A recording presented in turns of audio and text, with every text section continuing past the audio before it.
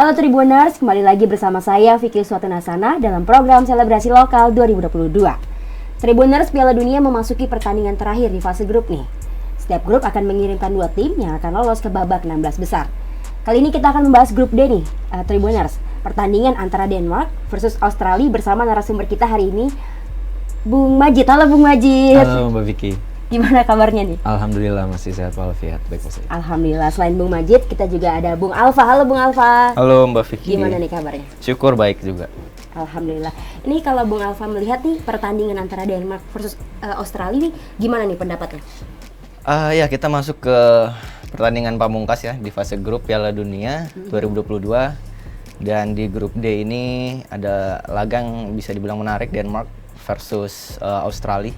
Karena memang di grup D ada satu tim yang sudah melangkahkan kakinya di 16 besar, yaitu Perancis. Betul. Jadi mau tidak mau 3 tim ini berjibaku untuk merebutkan satu tiket selanjutnya, yaitu tiket bisa dibilang runner up lah ya kalau melihat dari saat ini dengan selisih gol yang dimiliki oleh Perancis. Denmark dan Australia ini pernah ketemu di edisi sebelumnya di Rusia di fase grup juga. Namun hasilnya imbang 1-1. Jadi ini menarik untuk di fase 2022 ini, apakah sudah ada improvement dari para pelatih maupun pemain-pemain yang berlaga gitu. Tapi kalau kita lihat dari pertandingan-pertandingan sebelumnya, jelas Australia mungkin di atas kertas, based on data, bisa dikatakan lebih unggul. Karena Australia sudah mengumpulkan 3 poin dari hasil 1 kemenangan dan sempat merasakan kalah saat partai pembuka melawan Prancis ya. 4-1 kalah 4-1, kalah yang cukup besar juga. Dan sebaliknya Denmark saat berhadapan dengan Prancis itu skor 2-1, dan di saat itu Denmark bisa dibilang cukup bisa mengembangkan permainannya. Namun memang Mbappe di laga itu memang cukup luar biasa. Ya. Cukup pionir di laga itu. Jadi bisa dikatakan pertandingan ini akan berjalan sengit. Seperti itu, Mbak Vicky. Kalau Bung Majid tanggapannya gimana nih? Pertandingan ini akan sengit. Iya benar kata Mas Al, untuk di grup D ini kita sudah tidak bisa menghitung Prancis ya, sudah sangat superior lah di grup D ini. Dan sekarang fokus kita di laga pamungkas ini untuk memperebutkan siapa yang akan menemani Prancis ke babak 16 besar. Dan ada pertandingan ini yang sangat seru, Australia melawan Denmark. Kalau Mas Alfa bilang Denmark masih ada kans, tapi Australia yang sudah meraih 1 kali kemenangan dengan 3 poin, dia hanya butuh 1 hasil imbang untuk bisa menemani Australia ke babak 16 besar. Kalau melihat dari permainan Australia, memang ketika awal dikalahkan Perancis 4-1, kita melihat ini bukan Australia yang sedigdaya dulu. Kemudian menang lawan Tunisia ya kalau tidak salah. Dan itu juga lawannya tidak bisa dibilang tidak sepadan. Tunisia ada di papan bawah ya, dengan mengemas 1 seri ya. Iya, 1 seri aja. Dan ini ya benar-benar akan menjadi laga penentu bagi Australia, dan kemungkinan sama halnya mungkin dengan di grup sebelah, di grup C yang 4 tim ini masih bisa lolos. Denmark ini akan mati-matian ketika menghadapi Australia, karena dia nggak butuh hasil imbang. Dia butuh benar-benar kemenangan ketika melawan Australia nanti. Betul. Tadi dibahas tentang pertandingan Tunisia melawan Australia. Dan di laga itu memang Australia berhasil menangkan dengan skor tipis 1-0. Australia mencetak gol lewat Mitchell Duke, dan itu memang di laga tersebut Tunisia bisa dibilang cukup menguasai pertandingan ya. Kalau kita melihat statistik, yang menarik di sini adalah Tunisia juga bisa dikatakan memiliki peluang walaupun kecil, karena lawan terakhirnya melawan Perancis di grup D. Tetap memiliki peluang yang sama dengan Denmark juga, karena poin dan selisih golnya tidak jauh berbeda.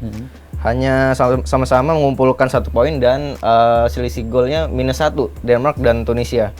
Seperti itu. Jadi apabila Tunisia bisa keluar dalam menjadi pemenang, ya bisa dikatakan dia di partai lain Denmark harus berjibaku. Makanya mau tidak mau Denmark harus all out di sini, dan memang pelatihnya juga sudah mengatakan demikian. Kita harus mati-matian di laga ini. Kalau kita nggak menang di sini, udah kita langsung pulang. setelah laga berarti itu. secara tidak langsung Tunisia juga sebenarnya ada kans ya untuk Ada bisa kans walaupun menemani- kecil. Walaupun kecil. menemani Australia, Menemani Prancis. menemani Prancis, sorry. Ya. Mengalahkan Prancis, kemudian dengan catatan tapi Denmark menang. Betul. Jadi poinnya sama semua tuh.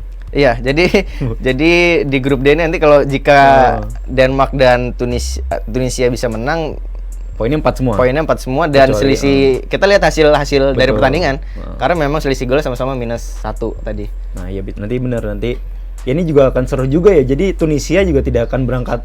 Ah ya udahlah, kita Iya. lawannya Prancis gitu. Ya kemungkinan juga Prancis dengan beberapa materi pemainnya yang mungkin dicadangkan karena dia merasa sudah bisa lolos. Walaupun nanti juga hasilnya kalah dari Tunisia, tetap menjadi ini ya, tetap menjadi peringkat pertama. Ya mungkin bener kata Mas Al ini akan secara misalnya ini kan kans lainnya. Tunisia menang lawan Prancis walaupun kalau kata pengamat sepak bola Timur Tengah yang waktu itu sangat tidak mungkin ya. Tapi kan ini sepak bola. Sama halnya seperti Arab mengalahkan Argentina. Gitu. Iya. Kita kembali lagi mungkin ke laga Denmark Australia. Iya. Jika melihat dari permainan jelas Denmark lebih memiliki apa bisa dikatakan seperti di atas kertas pemainnya cukup baik lah. Ada beberapa pemain yang membela tim-tim di Liga Eropa seperti Spurs. Ada pemain-pemain yang memang memiliki track record bagus lah bersama klubnya. Dan di edisi ini memang baru mencetak 1 gol Denmark melalui Christiansen. Dan memang masih belum terlihat ini permainan dari menyerang dari sang pelatih karena memang dengan biasanya Denmark menggunakan skema 3 back nih. 3 back, jadi banyak mengandalkan build up serangan dari bawah. Dan bisa dikatakan Australia mungkin di laga ini mengantisipasi dengan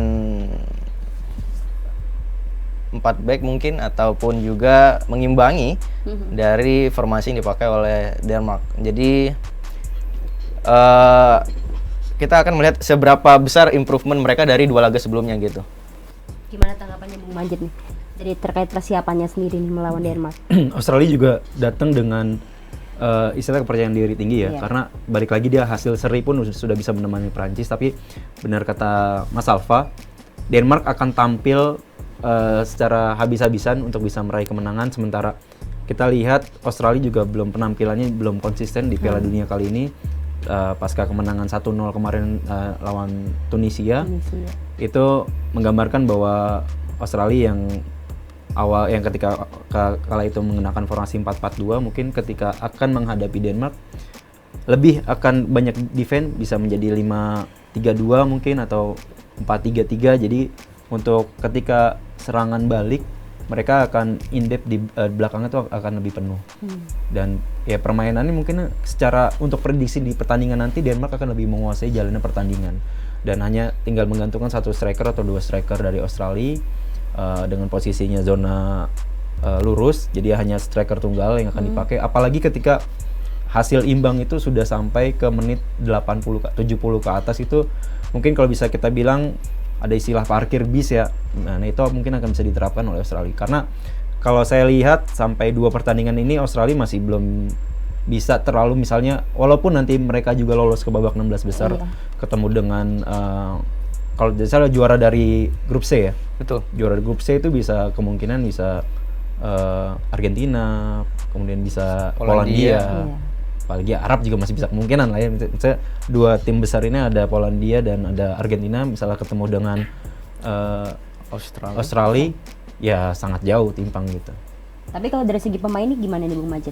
Dari segi pemain mungkin Australia yang sekarang ini tidak seperti beberapa dekade musim-musim tahun-tahun sebelumnya, di mana banyak pemain yang benar-benar bermain di Liga Inggris Pro-nya. Waktu itu ada Harry Kewell, kalau nggak salah ada Viduka juga gitu. Terus ada beberapa pemain. Kalau sekarang memang merata, tapi dia merata di beberapa tim yang tidak terlalu besar. Mungkin di Liga 2 Inggrisnya juga ada, kemudian Liga-Liga Eropanya. Mereka juga punya skema ya, bisa dibilang pemain ini rata, dan ya karena mereka mewakili Asia kan kala itu, dan zona dari Amerika ya, apa sih yang negara-negara kecil Pasifik. Zona Asia dan zona Pasifik. Oceania. Jadi Oceania. Jadi tidak ada persaingan yang sangat negara-negara yang kuat untuk menghadapi Australia. Tapi ketika di Piala Dunia ini akhirnya ketemu. Oke. Ini kan kalau melihat pertandingan di 2018 kemarin kan Denmark sama Australia ini kan seri nih. Apakah pertandingan saat ini nih Denmark akan menyerang Australia dan mengambil poin gitu? Iya. Tentu kita saya tarik ke belakang lagi tadi seperti yang sudah saya katakan karena memang Denmark ini di 2 laga sebelumnya cukup baik gitu permainannya. Jadi di laga ini dan melawan Australia yang memang dikatakan Bang Majid tadi belum konsisten, masih inkonsisten. Dari 2 laga juga Australia ball possession masih di bawah 50% juga. Itu berbeda dengan Denmark. Denmark cukup superior di 2 laga sebelumnya, yang mana saat menghadapi Tunisia walaupun hasil akhirnya 0-0 melawan Tunisia, dia bisa menguasai bola itu lebih dari 50%, di angka 60-an% dan bisa dilihat dari pertandingan sebelumnya juga memang cukup luas gitu menerapkan strategi-strateginya memang. Jadi bisa dikatakan untuk komposisi pemain Denmark tidak jauh berbeda dengan pertandingan sebelumnya, hanya 1 pemain yang cedera, yaitu adalah Thomas Delaney, dia cedera lutut. Dan pada laga ini tentu ada penggantinya, ada spare lain dari pemain Denmark. Dan tentu laga ini patut kita nantikan karena memang Denmark dan Australia ya itu seperti kita bilang tadi, ini partai hidup mati, jadi mau tidak mau all out semua ditampilkan seperti itu. Tanggapannya kalau Bung Majid gimana nih? Yeah. Apakah Denmark menjadi lawan yang sulit atau biasa aja? Iya, tadi prediksi saya sih Denmark akan tampil menyerangnya. Tapi kalau secara pertahanan juga kalau nggak salah waktu lawan Prancis kalah 2-1 ya. Kalah 2-1 itu secara pertahanan lebih baik walaupun ketika itu digempur habis-habisan ya sama Mbappe dan kawan-kawan. Iya. Sementara Australia ketika di pertandingan awal lawan Prancis bisa dilihat di istilahnya kalau kata anak-anak sana di ayam-ayamin. Iya, ayamin. Kayak Prancis tuh kayak bermain latihan ketika lawan Australia. Ya. Dan ini bisa menggambarkan juga bahwa Denmark itu sebenarnya mempunyai lini pertahanan yang solid juga.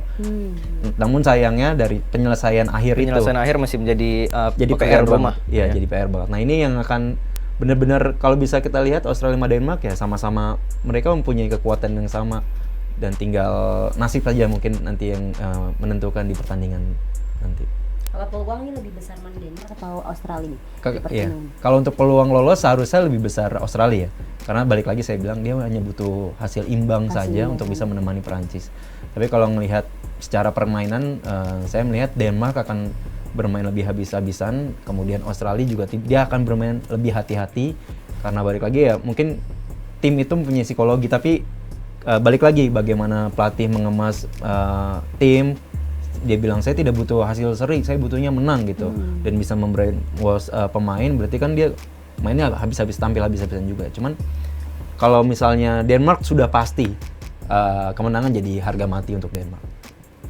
Kalau dari Denmark sendiri nih berarti peluangnya besar dong ya untuk memenangkan laga ini. Ya, untuk memenangkan laga ini cukup besar.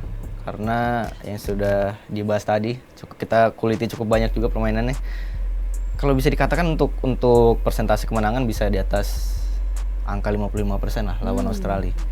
Walaupun memang kita belum tahu Australia di laga terakhir akan tampil seperti apa. Apakah akan bertahan penuh karena hanya membutuhkan hasil imbang ataupun juga tetap menyerang. Kalau Australia tetap ngotot tampil menyerang mungkin bisa menjadi bumerang untuk Australia itu sendiri karena memang Denmark memiliki pemain-pemain yang cukup cepat lah ya, bisa dikatakan cepat dalam transisinya juga baik seperti itu Vicky. Oke, kalau kita bahas prediksi nih, kalau misalnya Denmark ini akan lolos akan bertemu siapa nih Bung Iya. Jika lolos dan dengan tiket runner up berarti akan menghadapi juara dari grup C. Dan di grup C kemungkinan kita masih 50-50 juga nih siapa yang akan menjadi jawaranya di grup C. Tapi kalau saya yakin mungkin Argentina bisa menang di partai terakhirnya melawan Polandia. Jadi Denmark akan menghadapi Argentina di babak 16 besar.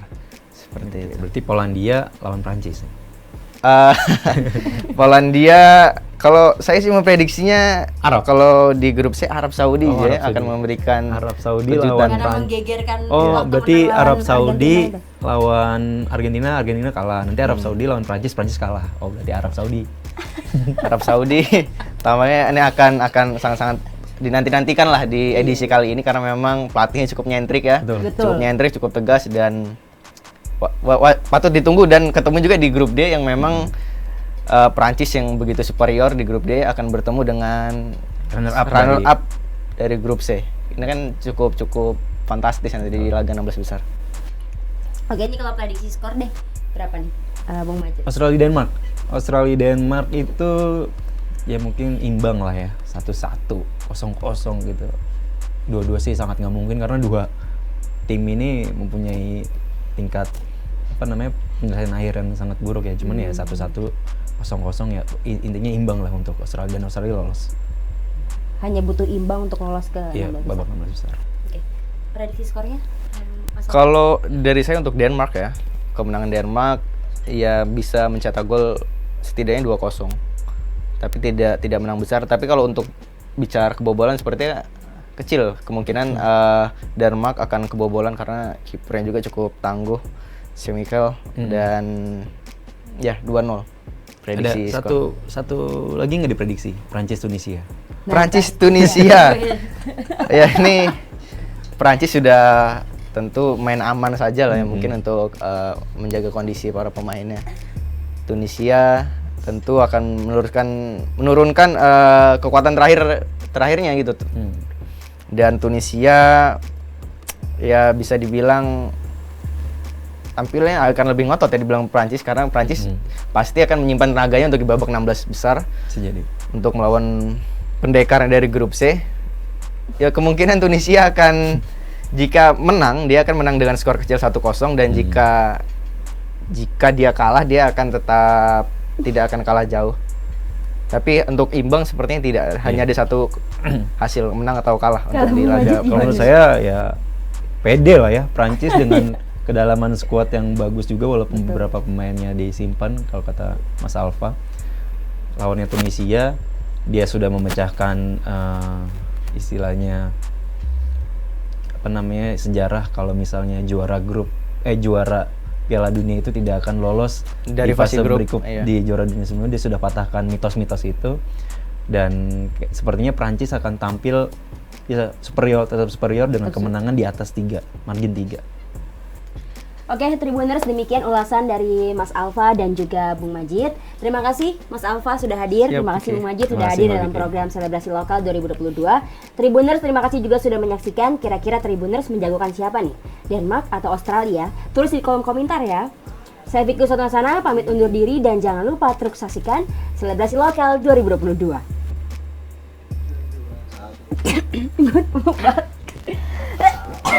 Jangan lupa subscribe ya.